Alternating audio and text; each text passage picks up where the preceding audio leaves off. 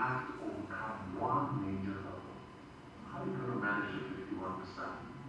51.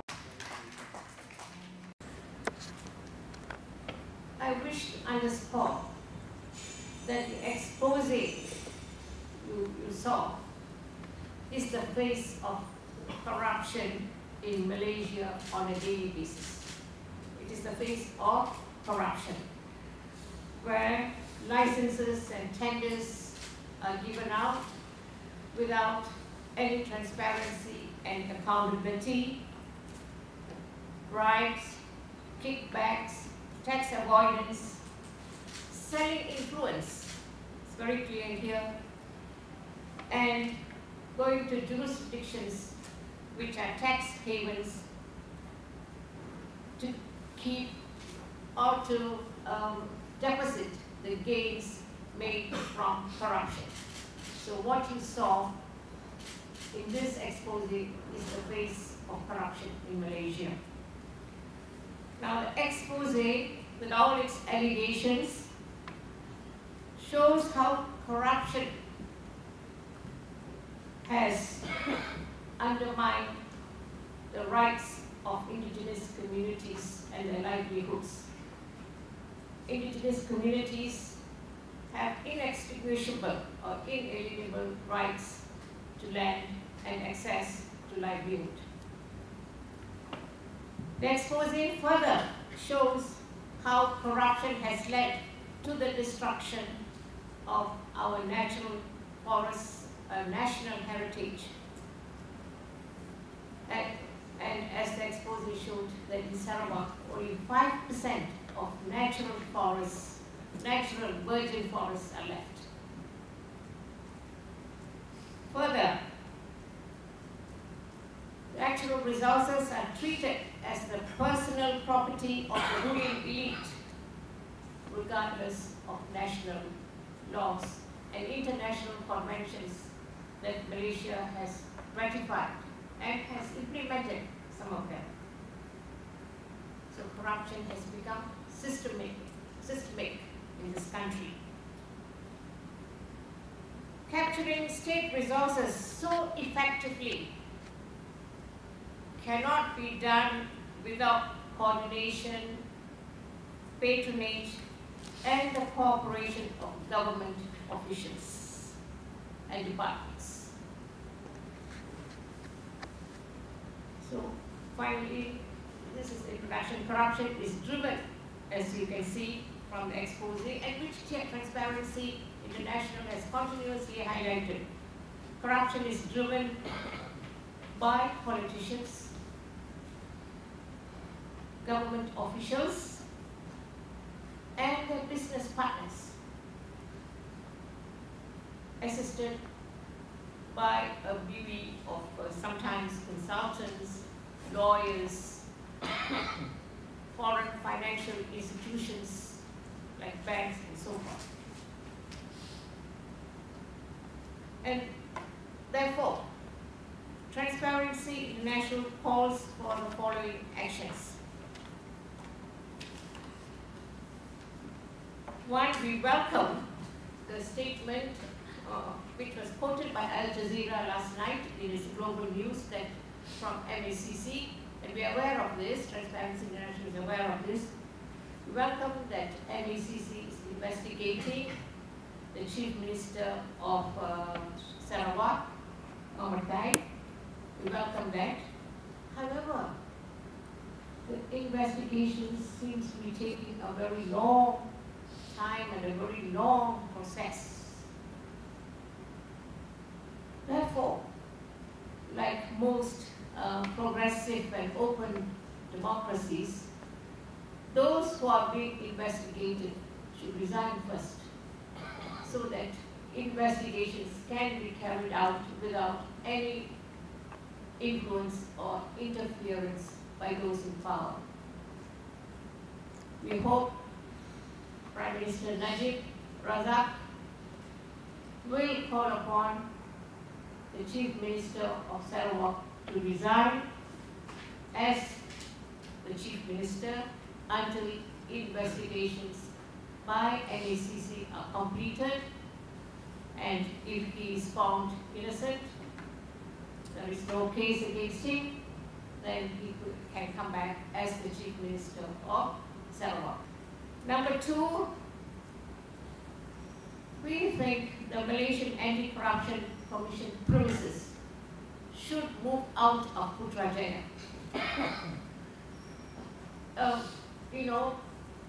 Being so close to the seat of power, I think, I'm not saying there's some black magic or anything, but what I'm saying, its independence, which it has stated it is independent, seems to be somewhat, as if it is not so independent. Although MACC has stressed many a time that it is an independent commission. Independent commission should, I think, be located in independent premises and independent location. So, otherwise, Putrajaya has its CCTV cameras or all kinds of gadgets these days that one can use to learn what kind of investigations are going on and so forth. Number three, I think the issue of tax evasion is very, very clear. Therefore, we call upon the Internal Revenue Board, the Income Tax Board, to determine if there has been tax evasion, but those who have been shown in this in this documentary, including the lawyers. I think that is because Malaysia is losing millions, if not billions, of dollars through tax evasion based on these allegations. Next, we would, those who avoid tax go to jurisdictions which are tax havens. Singapore in particular has been mentioned here, and this is of concern to us. So we hope Singapore is not facilitating illicit flow of money. Yeah? Money laundering is one of the issues that Transparency International is also addressing, particularly money laundering in timber trade. Therefore, we hope the Monetary Authority of Singapore will also undertake its own investigations. Now, we would also like to hear from the Sarawak Forestry Department how licenses have been granted to these parties, the land and survey that have been mentioned in the documentary. We call upon them to respond to these allegations. We also would like to hear from the Bar Association of lawyer has been featured here, and he does not deny that it is him. He does not deny that at all. Only thing he says that he is merely explaining a hypothetical situation. I think we all have enough intelligence to determine what is hypothetical and what is real. Okay. And I'm not calling upon the Malaysian bar because you know that our lawyers cannot practice in Sarawak. So perhaps if there are lawyers in the audience, who could explain this. But it is I think the duty of the Sarawak bar to respond to these allegations and to explain to Malaysians what kind of investigations is going to carry out, whether any disciplinary action will be taken on this lawyer. We would also like to call for some constitutional reforms. I think this what is happening in Sarawak with only 5% of forests left cannot be allowed to go on, because natural resources fall under the purview of the state. Now, the Director General of Forestry forestry in Peninsular Malaysia has no powers at all over Sabah and Sarawak in relation to forestry. Absolutely none. He is only the Director General for Forestry for Peninsular Malaysia. And the only way to change this would be to look to address to look at the Constitution. Or, we have the National Physical Plan, which protects some of the important environmental sites in Malaysia. Perhaps to bring all forests in Sarawak under the National Physical Plan and under the purview of the federal government. So these are some of our initial, there's a whole list of things one could go on, but I think for Malaysians, we need some immediate and effective responses from the ruling government. And we call upon the government in power, or I don't know if it's still in power, but since elections are not announced, they are still in power. We call upon the government in power to show the political will. Show the political will that it is prepared to take some bold and effective actions to address widespread corruption in this country, beginning with the allegations in this expose. And the time has come now, or the people of Malaysia will stand up. Thank you. Thank you, Josie from Transparency International. Congratulations to Global Witness. But the truth is this: change the props, the plays the same, the drama is the same. What we've seen happening in Sarawak, land grabs in Johor, land grabs in Selangor, in Perak, it's still the same. So in that sense, yes, what we see today is the face of corruption in Malaysia. Abu is clear. Abu is clear that it serves no purpose to take this matter to MACC or to Najib. He has questions of his own that remain unanswered. So the reality is this: what we are seeing in this country is the last days of a systemic breakdown of law and order, governance, transparent and trustworthy management of the assets of the people. And the truth is this: for the last 50 years, the people of Sabah and Sarawak have been robbed, raped, and really reduced to living in subhuman conditions. I agree, this must stop. This must stop. But Abu will not wait for responses from the authorities. They will not come. They will not come. Abu therefore calls on the people, and I will underscore this: 40% of the people in Sabah, Sarawak, and Peninsula today are marginalized. The mainstream media must take a large portion of the blame for this. We can rest assured that even as we watch this, the largest number of people in Sarawak will remain in darkness, totally oblivious to what Global Witness has shared with us. Why? The mainstream media works in caboose.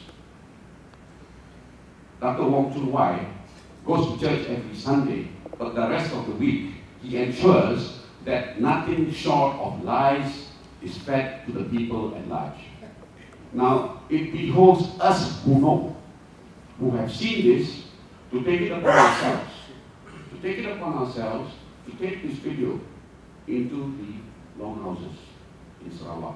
If we want to see change, then wake up to this. Najib's administration has done nothing in the last 4 years. Do not expect that at his last days, he's going to stand up and do something. It's down to us. It's down to us. And Abu is very clear about this. If we want to begin to see real rehabilitative change, we have to get rid of the UMNO Barisan National Regime, this PRU 13. Whether at the ballot box, because we must expect that they are going to cheat, whether at the ballot box, or as my friend always says, sama ada di pilihan raya atau di jalan raya. One way or the other, we need to get rid of this ruthless regime. Thank you for your time. Thank you, Mr. Harris. Good morning, everyone. My name is Katrina Kuchinanganita, and I'll be speaking on behalf of our Executive Director, Irene Fernandez, who is unfortunately out of the country on work. So I seek your indulgence and indulgence of the moderator, because I am here to read out a prepared statement. The indigenous people of Sarawak have been fighting a steep uphill battle to secure their native customary land rights during the tenure of Abdul Tahir Mahmud's 31-year rule as Chief Minister of Sarawak. The resistance is in various forms, now intensified by the various tribal communities. However, this resistance has been met with violence and court battles, so much so that not only is land being plundered, but lives and livelihoods are destroyed, while the Chief Minister, his family, and his cronies, as seen in the Global Witness report, are, allegedly, raking millions, if not billions, of ringgit through immoral land deals, logging concessions, and the plantations. On March 15, 2013, an elderly Iban man, Surik Alat Muntai, a courageous crusader for land rights in Melikin, Sarawak, was stabbed and viciously attacked and seriously injured, allegedly by an executive of an oil palm plantation. This incident is a clear sign of how indigenous communities are at risk in defending their land rights. Their struggle has been brought to the courts, where there are currently more than 300 cases waiting decisions. Certain courts have recently ruled to protect the NCR rights of the communities concerned, based on the protections afforded to native customary rights in Section 161A of the Federal Constitution. But these communities have very often failed to obtain a remedy, or are being dragged into appeals to higher courts that they can ill afford. I think the obnoxious statement by the lawyer that many natives cannot afford lawyers or do not know how to approach the courts and the barriers that exist is a clear sign that the people in power know that they can exploit the indigenous people of Sarawak. The investigations carried out by Global Witness and its subsequent report serves to highlight once again the struggles faced by the natives of Sarawak in defending their land rights. It must be stressed that the loss of NCR land, their livelihoods and lives, is a consequence of lack of governance entwined with shady backdoor deals.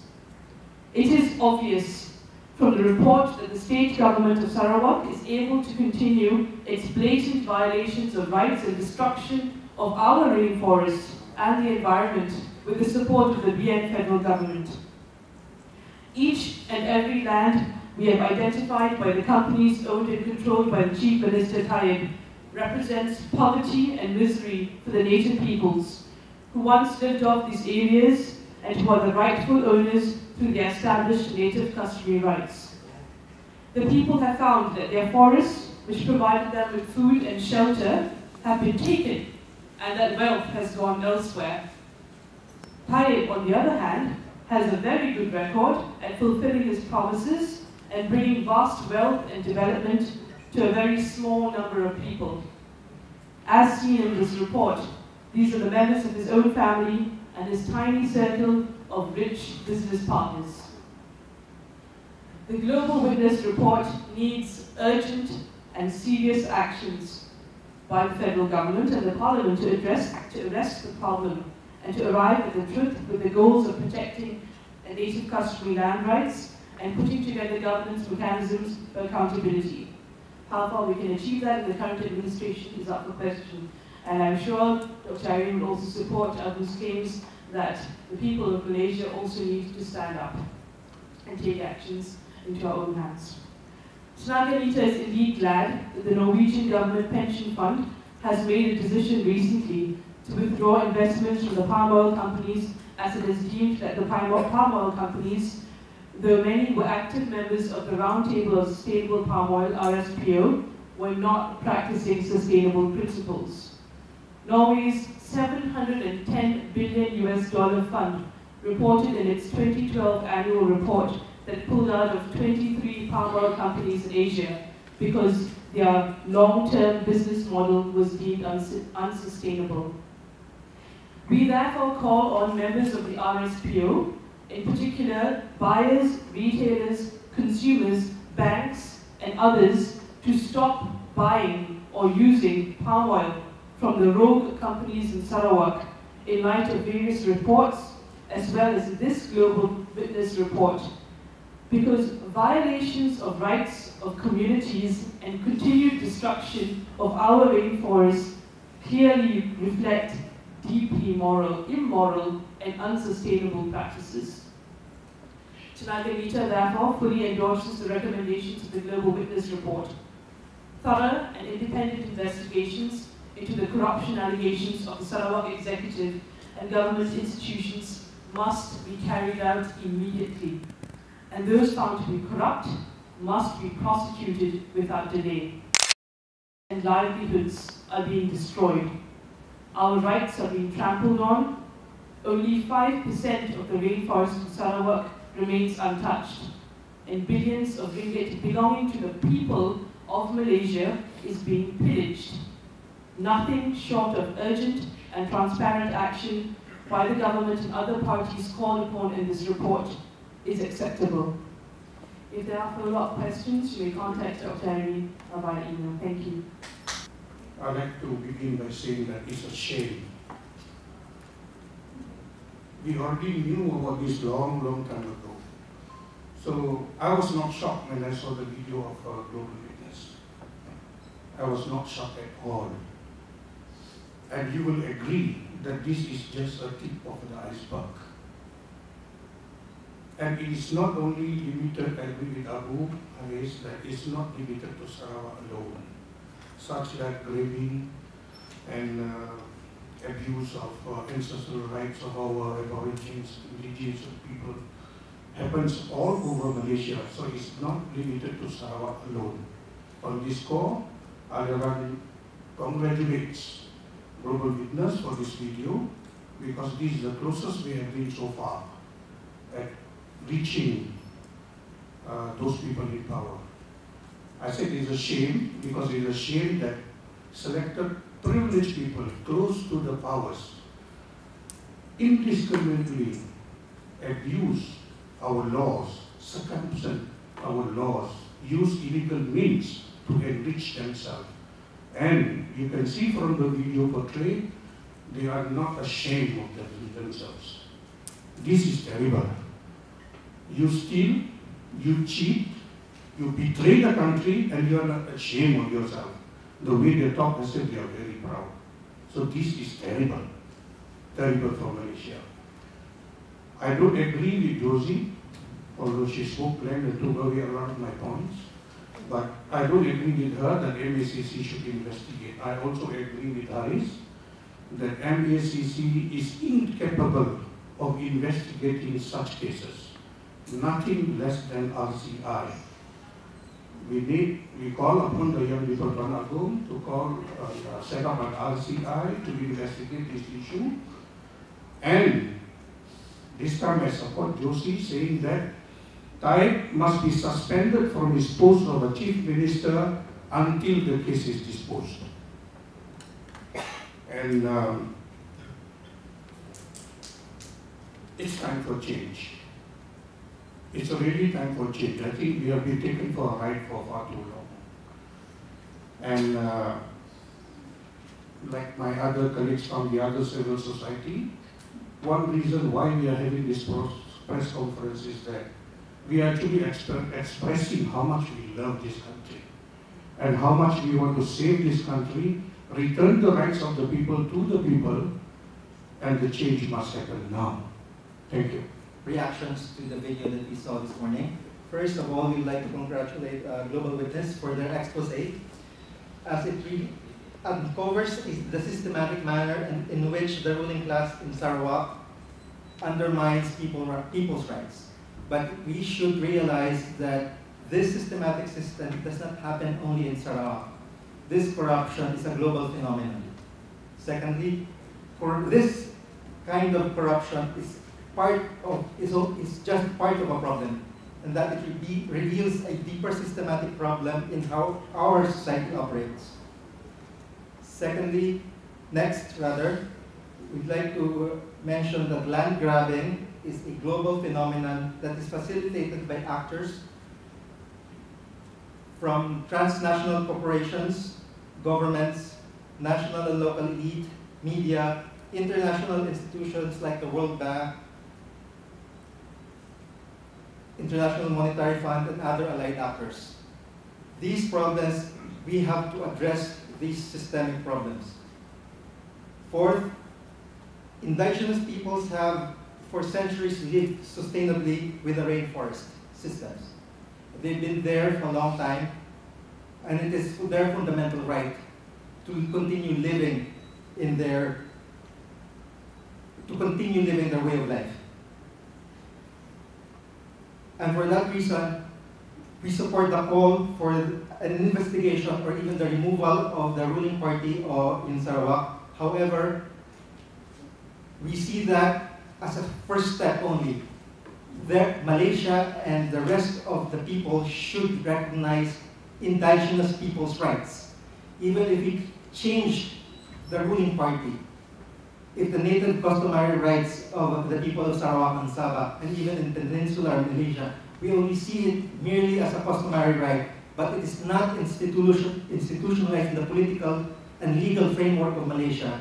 The indigenous peoples will continue to be marginalized. Lastly, the Malaysian people, the public, should take to their heart that the struggle of the indigenous peoples is their struggle.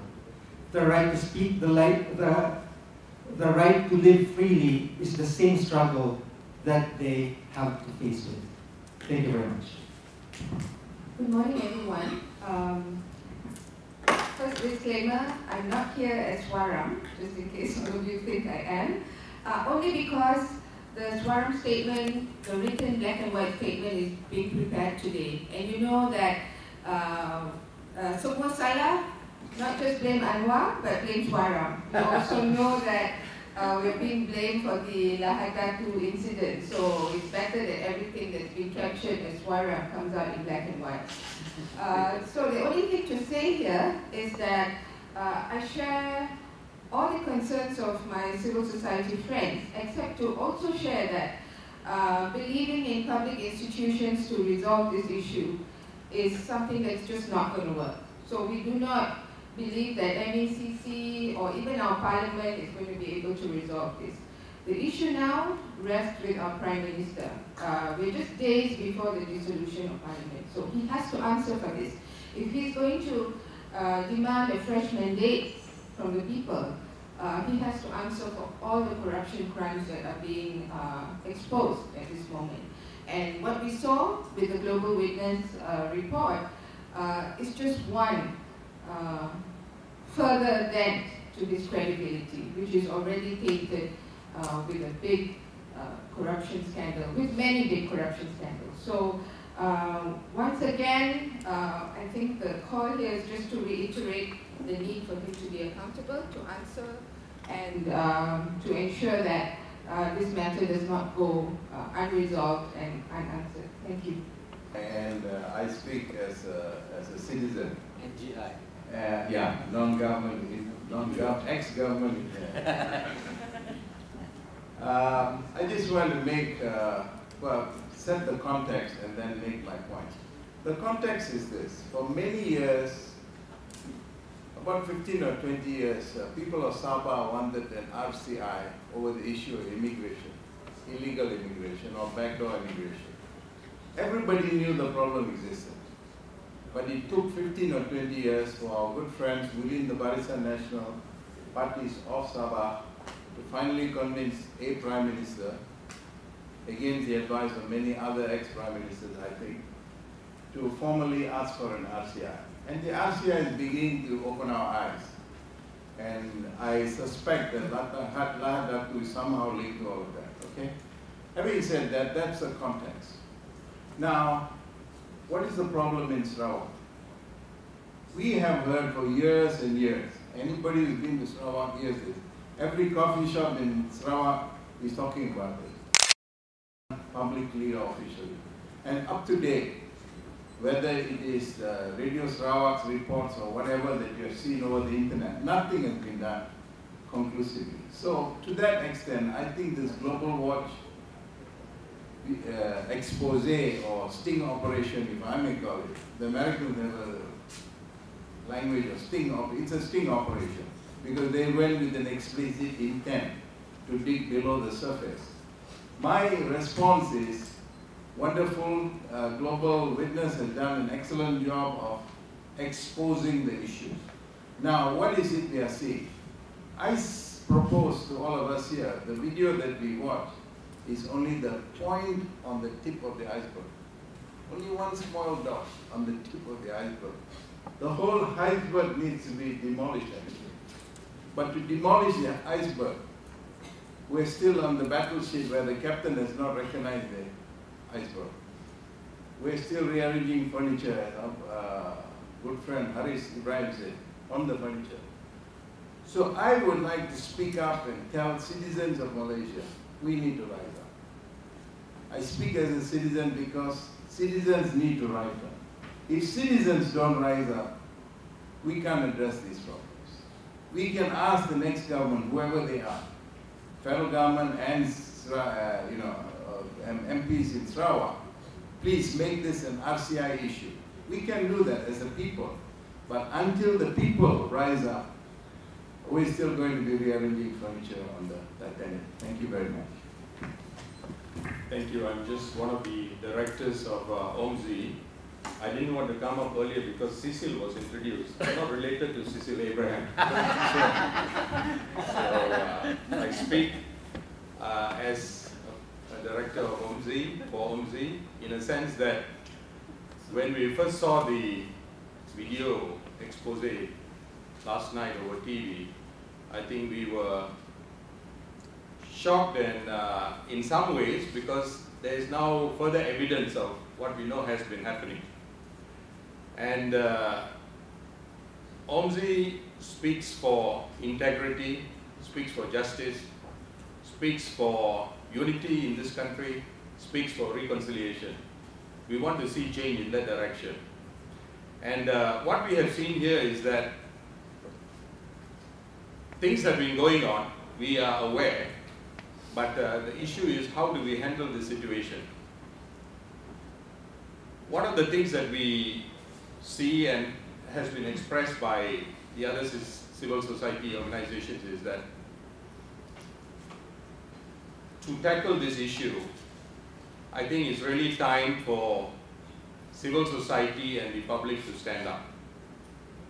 And in this, what has been shown, corruption has a name. And we saw the face of poverty as well in this video. But we must have a voice. Our voice must be expressed. And for that, every one of us, including myself, all this while, I've served the government 33 years in the Department of Irrigation and Drainage, and last, from 2004, being involved with the Ministry of Natural Resources and Environment. And it's sad and sickening to see what's been happening before and even now to all our natural resources. How it's been abused, being raped, and it's what our brother Haris has said is absolutely right. It's been happening in Peninsular Malaysia as well. It's been happening during some of the issues dealing with the department as well, and we have objected to that, but as it would be, the authorities are unable to respond because it's all intertwined with politicians and people with vested interests.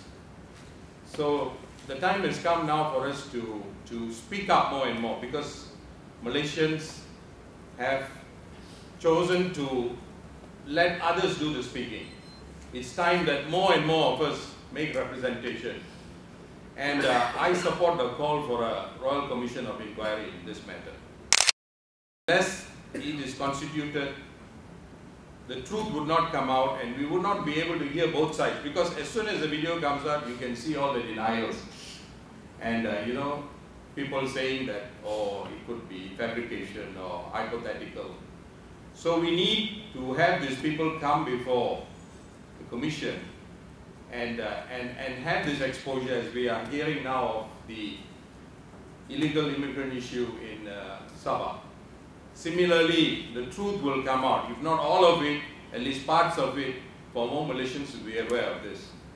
So let's work together for this. Thank you. Thank you, Mr. Abraham. I just want to preface, I'm just speaking as an from Malaysia and not for the CDM, because I've not really got the time to get the clearance from my core group, but I think they will support me on this. Basically, everything has been said, but I just want to focus on the fact that this country is too tied up with electoral democracy.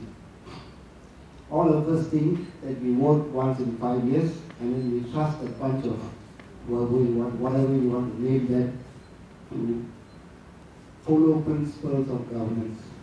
And as a reminder, the principles of governance are very simple: integrity, accountability, transparency, and stewardship.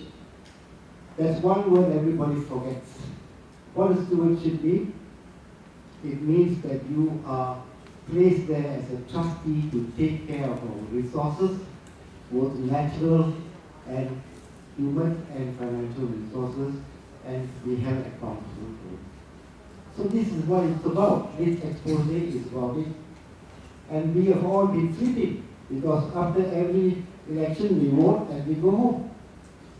And this call for the public to rise is not going to work, even post GE13. Because you will all agree, whether we have one coalition or the other, power will still corrupt, and absolute power will corrupt absolutely, not me, not Acton said that. And who is going to hold them accountable? This pathetic civil society we have in this country? No. The real reason we can't do that is there has been a dumbing down of not just humanity, but the Malaysian population. You keep the people dumb to a low quality education system, lack of information, and you rule forever. So I think the real revolution has to be the education. And that will mean you will reach the 40% marginalized, which Paris talks about. So, sorry, but to disappoint you, but I think we all want change. Yes, we need to change, simply because we can't begin to do anything if we don't get rid of this self, whatever you want to call that, and we will leave the blanks for you to call it. But whoever comes into power, we need to keep them bloody honest too. And that is our job. Okay? So I think this expose is good.